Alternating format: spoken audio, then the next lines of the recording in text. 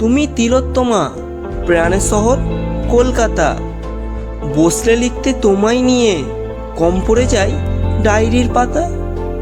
বৈচিত্র্যময় শহর তুমি, ফুরোয় না তোমার কথা। হৃদয় জুড়ে হাজারো আবেগের মাঝে তুমি আমার প্রিয় শহর কলকাতা।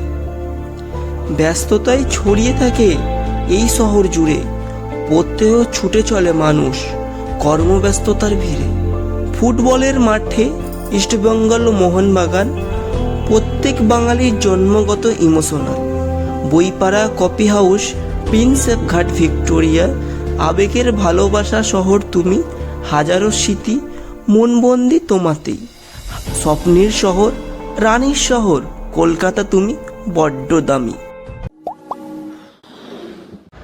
আসসালামু আলাইকুম। প্রচণ্ড রিস্ক নিয়ে ভিডিওটা করছি, দেখতে হচ্ছে এখানে গঙ্গা, হাত থেকে ফোনটা পড়ে গেলে হয়ে গেল। যাই হোক, আজকে কলকাতার পর্বে তোমাদের দেখাবো প্রিন্সেপ ঘাট, যের সাথে মানে কলকাতার ইতিহাসের সাথে অনেক সমৃদ্ধ রয়েছে। আর সেখানে গিয়ে সব ইতিহাসটা খুলে বলবো। আর তোমাদের ইতিহাস বই ঘেঁটে পড়তে হবে না, ইতিহাস পরীক্ষা হলে তোমাদের 100-101 পাবে। তো যাই হোক, আর তার সাথে যাবো ভিক্টোরিয়া মেমোরিয়াল হল, এসব ব্যাপারে তোমার একটু হিস্টোরি খুলে বলবো। আর তার সাথে কিছু এন্টারটেনমেন্ট থাকবে, কিছু খাওয়া দাওয়া থাকবে। আর আজকে এখন রয়েছে তোমার হাওড়া ফেরিঘাট। এখান থেকে যাবো তোমার বাবুঘাটে যাবো, বাবুঘাট থেকে পায়ে হেঁটে প্রিন্সেপ ঘাটের কাছে যাবো।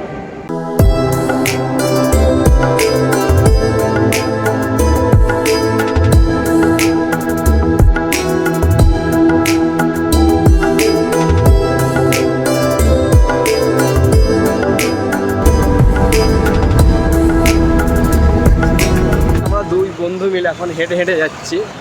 তোমরা সাপোর্ট করতে থাকো, ইনশাল্লাহ একটা দিন এমন আসবে পুরো ওয়ার্ল্ড ঘুরবো। তো বন্ধুরা ফোর্ট উইলিয়াম তোমার পার করে যাচ্ছি আমরা। এইদিকে মিলিটারিদের কমান্ডারটা কী বলে ওটা, যেখানে থাকে ওরা যায় ওইটা কী বলে, ওই ফোর্ট উইলিয়ামটা পার হয়ে আসছি। এখানে তোমার ইংরেজদের সর্বপ্রথম মানে ইংরেজরা এই জায়গাটা যখন আমাদের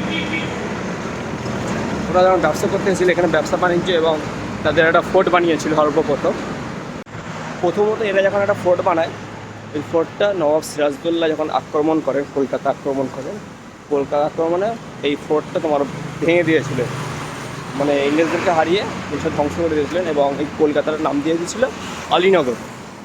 তারপরে পলাশি যুদ্ধে ইংরেজরা নবাব সিরাজদৌল্লাকে হারিয়ে দুবার নতুন করে ফোর্ট উইলিয়াম বানায়, যেটা আজ মিলিটারিদের কমান্ডার একটা জায়গা হয়ে গেছে। কলকাতা মূলত 3টে গ্রাম নিয়ে তোমার ইংরেজরা তৈরি করেছিল। অ্যাকচুয়ালি গ্রাম মানুষজন সব কিছু ছিল, হ্যাঁ। তো 3টে গ্রাম নিয়ে কলকাতা শহরটাকে করেছিল, সাজিয়েছিল। সেটা হলো সুতানুটি গ্রাম, আর ডিহি কলিকাতা, আর গোবিন্দপুর। এই 3টে গ্রাম নিয়ে তোমার এই কলকাতাটা তৈরি করেছিল। আজ কলকাতা আস্তে আস্তে বাড়তে চলেছে, আর রাজারহাট পর্যন্ত চলে গেছে, এমনকি নিউ টাউন। তো এসে গেছে আমরা প্রিন্সেপ ঘাটের কাছে। ফেমাস হওয়ার ইচ্ছা নেই আমার, ব্লগ করি শখে। প্রিন্সেসের খোঁজে আমি প্রিন্সেপ ঘাটে।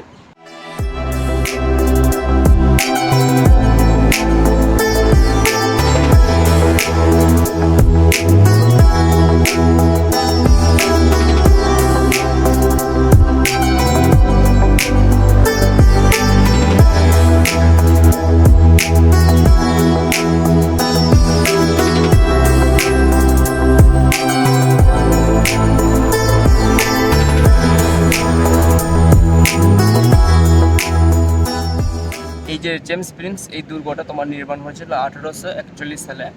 আর অ্যাকচুয়ালি জেমস প্রিন্সের নামে করেছিল। জেমস প্রিন্স অ্যাকচুয়ালি ছিলেন, ইংরেজরা বানিয়েছিল এটা। আর জেমস প্রিন্স অ্যাকচুয়ালি তিনি ছিলেন তোমার অ্যাংলো ইন্ডিয়ান ঐতিহাসিকবিদ। তিনি মানে অশোক সাম্রাজ্যের যে একটা সাম্রাজ্য ছিল আমাদের ভারতবর্ষে, আর মানে অশোক সম্রাটের অস্তিত্ব তিনি মানে খুঁজে পেয়েছিলেন। আর এই জেমস প্রিন্স মানে এই ঘাটটা মানে ইংরেজরা নাম দিয়ে দেয় তার নাম অনুসারে।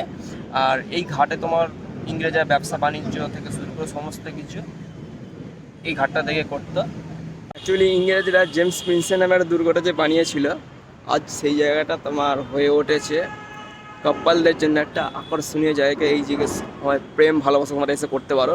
যেহেতু আমি আর দায়ান রয়েছি, ফার্স্ট টাইম যে সাইডেটা বললাম যে প্রিন্সেসের খোঁজে এসেছি, ভাই প্রিন্সেস খুঁজবো কি, কাউকে সিঙ্গেল দেখতে পাইনি, সব মিঙ্গেল হয়ে গল্প করছে। যাই হোক ওই দিকে আর ভিডিওটা নজর লাগাইনি।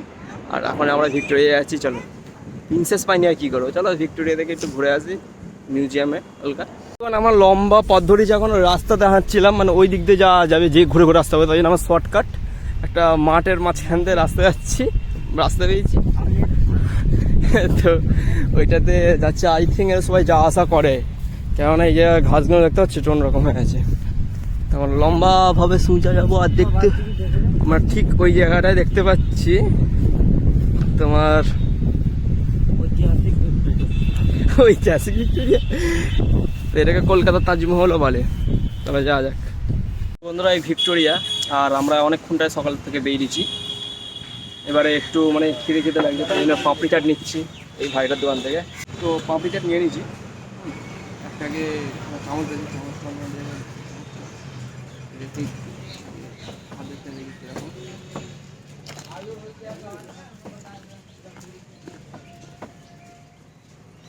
মোটামুটি তো আমরা এসে গেছি ভিক্টোরিয়া। এই ভিক্টোরিয়া এখন টিকিট কাটবো। ভিড়টা ভিড় অত বেশি ভিড় নেই।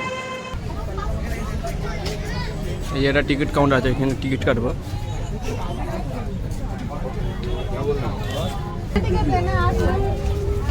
দুটো মিউজিয়াম নিয়ে, হ্যাঁ কেটে নিয়েছি।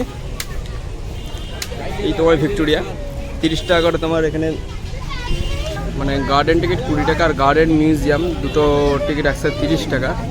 আফগানিস্তান, বাংলাদেশ, ভুটান, নেপাল এদের জন্য 100 টাকা, আর পাকিস্তান আর শ্রীলঙ্কার লেগে তোমার হবে 100 টাকা, আর ফরেন কান্ট্রির জন্য 500 টাকা।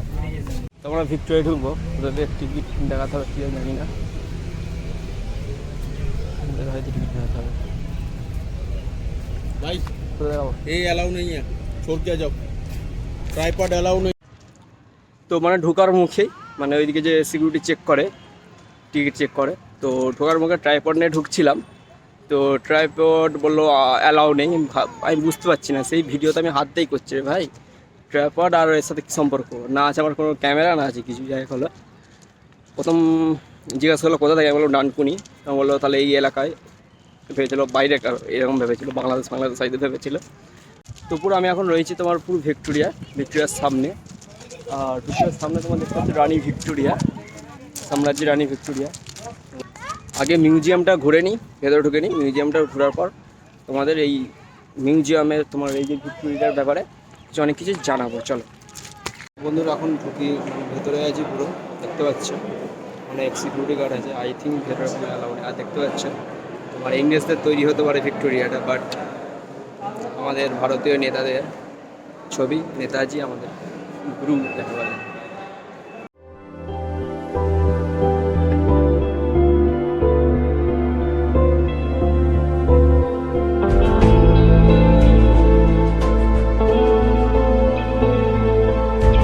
এখন রয়েছে ভিক্টোরিয়ার ব্যালকনিতে একটা, আর ব্যালকনি থেকে মাঠটা হয় সেরকম দেখাচ্ছি, ভিডিওটা দেখো। তো আমরা এই ভিক্টোরিয়ার ভেতর থেকে এলাম। তো ভিক্টোরিয়ার ভেতরে তোমার রয়েছে তোমার নেতাজির সমস্ত কিছু, পুরো জীবন কাহিনীটা অ্যাকচুয়ালি ফুটিয়ে তুলেছে ভেতরে, মিউজিয়ামের ভেতরে। যাই হোক, এই ভিক্টোরিয়াটা অ্যাকচুয়ালি তৈরির মূল কারণ হলো এই যে ছবিটা এই যে মূর্তিটা দেখতে পাচ্ছি, মূর্তিটা হলো তোমার লর্ড কার্জনের মূর্তি।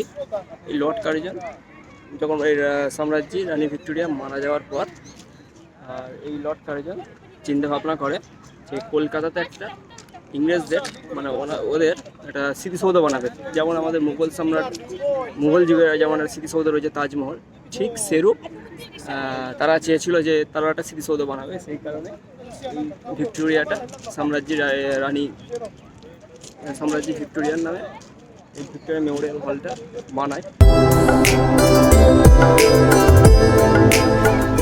এই যে ভিক্টোরিয়া মেমোরিয়ালটা তোমার ইন্দো সারাসেনিক স্থাপত্যকলা, যাই হোক আজকে ভিক্টোরিয়াটা ঘুরলাম, মানে এই প্রথম, মানে একটা ফার্স্ট এক্সপিরিয়েন্স বলতে পারো। প্রতিবার এই ভিক্টোরিয়ার সামনে দিয়ে যাওয়া আসা করেছি, ঢুকবো করি, কিন্তু ঢোকা হয় না। আজ আমি আর দায়া নিলাম, খুব ভালো লাগছে। আর এইটাকেই নাকি তোমার বলা হয় পশ্চিমবঙ্গের তাজমহল।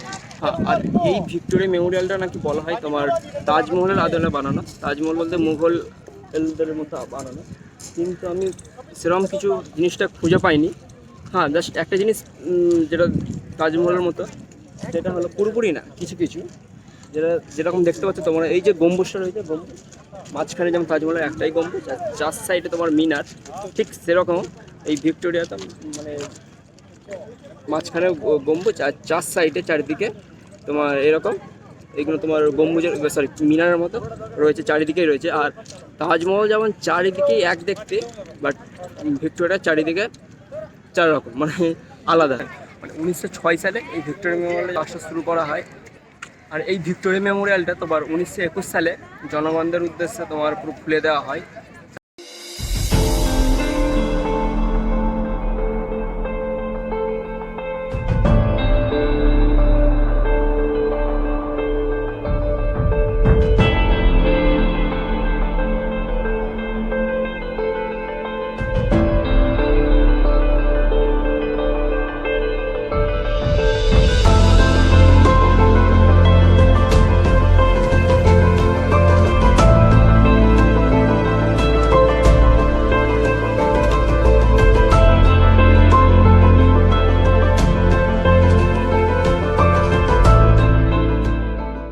আর আজকের ব্লগটা এই পর্যন্তই।